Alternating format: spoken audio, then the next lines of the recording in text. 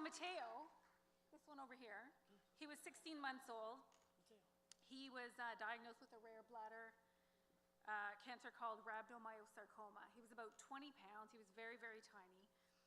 And he was in constant pain. He wasn't able to speak, so we couldn't figure out what was wrong with him. We knew he had some sort of abdominal issue, but we couldn't figure out what was going on. And it ended up being a 5x7 tumor that was invading inside of his bladder and just pushing up against his bladder. The doctors and the nurses, once he was diagnosed, were trying frantically. He was in acute renal failure, so they were trying to figure out how to fix his kidneys, along with trying to figure out how to get him out of pain. It just was a complete blur. Like, everybody was talking like Charlie Brown's teacher. It was like, wah, wah, wah, wah. It didn't even compute. I just sort of sat beside him, held his hand, and you just see how scared he is, and he was in so much pain. So he did a year and a half of chemo, and about 3 months after his last dose of chemo, he ended up relapsing, and they found a lesion inside his prostate. So now at 2.5, we thought, oh, this isn't going to go well at all. He's older, he's wiser, and he knows exactly what it's like going through those doors of CHEO. He's not going to be impressed. But he ended up doing incredibly well.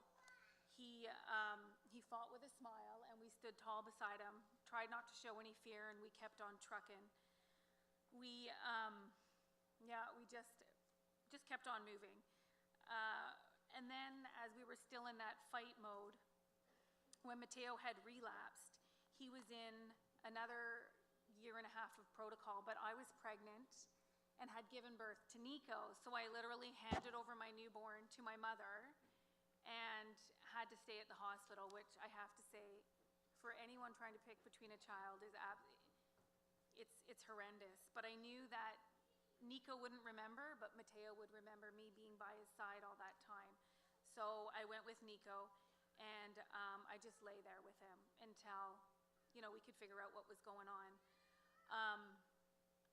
So 3 months after Matteo's protocol, so he was 3 months into his protocol, and the tumor was growing. So not only did it relapse into his prostate, it started growing larger and larger at a rapid pace.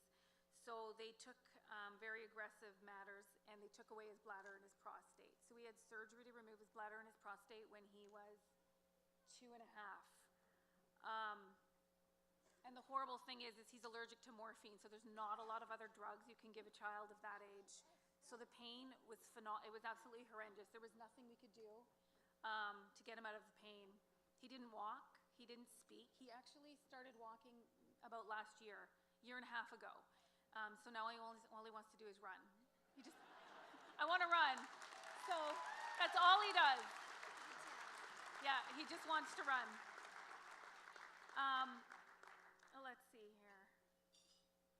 So once we had surgery for him, we were introduced to Starlight, and Starlight gave us this amazing boredom buster kit. So he was in ICU in a lot of pain, and we got this amazing bag with this little bear named Oatmeal in it, and we have pictures of him from surgery hugging this amazing bear that he just loved.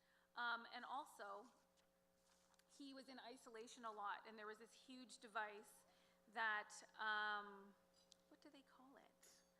I don't know, it's a fun device thing that he plays. Hang on, sorry, Starlight. I don't know what it's called. Anyways, it's the Wii, the Fun Center. So the Fun Center, yay.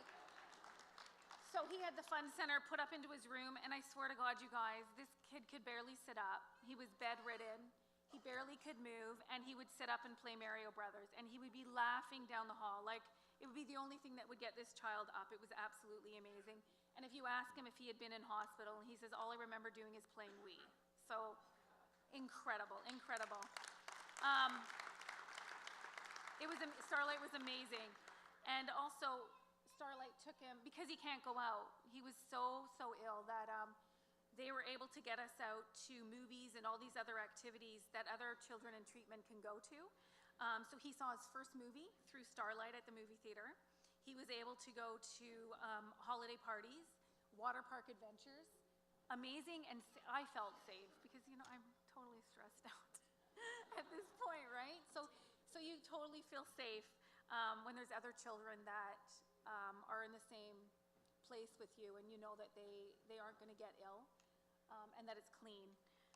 So Nico, the little one running around in the suit there, I have to give props to my husband, because at this point I couldn't speak, I couldn't do anything. Jaden was bawling her eyes out, and his diagnosis was so quick. Like, he was super ill. He was pale, he was irritable, he had odd fevers. His blood work was really erratic. And so Nico was diagnosed with ALL just this past July 29th. And yeah, I still pretend he has the flu. I'm not going there. Jaden was crying.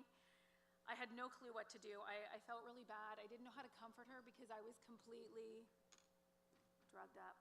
So it is what it is. A couple Ativan and I was out of it. The doctors, the nurses, thank you. You do what you got to do, because I couldn't stand. We had doctors, we had nurses, everybody was coming up, and they remember playing with Nico as an infant, because Nico was there through Matteo's treatments, cuddling him and trying to help me when Nico was at his worst. And all of a sudden, he's in there as a patient. So they'd come to the room bawling, and I was like, you need to leave. You need to leave. Please don't break me. I won't stop. So it was really traumatic. No one could figure it out. 2 brothers with cancer is really unheard of. But Nico did amazing. He did absolutely amazing in the first month of the most traumatic time in the diagnosis. So of course, when we were asked to build this 2014 Starlight Bear in partnership with Toys R Us and Baby R Us, I thought it would be an amazing, exciting project that we could all sort of sit down and do together. And we thought really long and hard about what part of this huge journey that we had would represent this year's Starlight Bear. And if you could see, oh, you can't see it, but they carry around this huge blanket. It's like $16, and it's got to be the biggest freaking blanket you'd ever see. It's like for a double bed, and they both had the same blanket through all of their treatments. Nico won't let it go. It's propped him up so we could reach the table at this point. And so we decided that we would design the bear specifically to what his blanket looked like. It's like double-sided and really fluffy.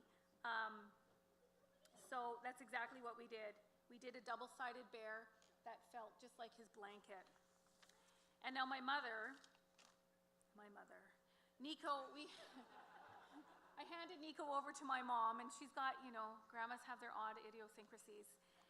And her family call blankets a haya, and that means like sleepy sleepy, or just a means of comfort. So we called the bear the Haya Bear because Nico calls his blanket the Haya. So if you ever hear him screaming Haya, he wants that damn blanket.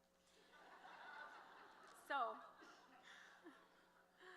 that's what we did, and we hope that we wanted to get the gold cancer ribbon on it to project the fight that these two did for childhood cancer, and outline it in purple for survivor.